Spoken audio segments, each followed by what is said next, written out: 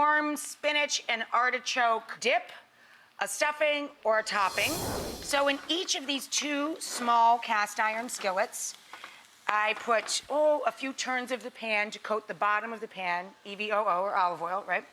I added a couple of fat cloves of garlic to each pan, and I just added a full pound package of chopped frozen spinach.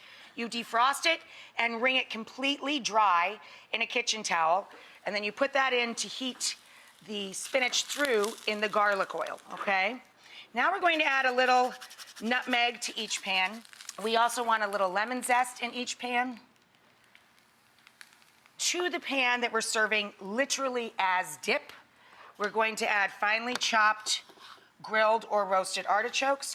Back here, we're going to add chunkier, because we're going to use these for flatbreads and to top chicken paillard. I also like salt and pepper and red pepper flake in the dip, a brick of cream cheese, 6 to 8 ounces, a little parm to each pan, and a little mozzarella, and save some for the top, okay? And we're gonna let this all melt together with a fat dollop of Greek yogurt. And then once that all melts together, we're going to add in the juice of the lemon that we zested just to melt it in while it's still creamy. So this is our chicken paillard. We basically made an individual pizza out of just chicken. You butterfly it open, you pound it out, salt, pepper, hot skillet, couple minutes on each side, done. We're going to take our spinach artichoke and top our chicken with that. And then we're going to top that with a little more mozzarella, just like a little pizza. Okay? And that with a little parm. And then to this, I like to add semi-dried or chopped sun-dried tomato. Then I have a piece of focaccia, or you can use any flat bread from the grocery store and just char it, sear it on both sides.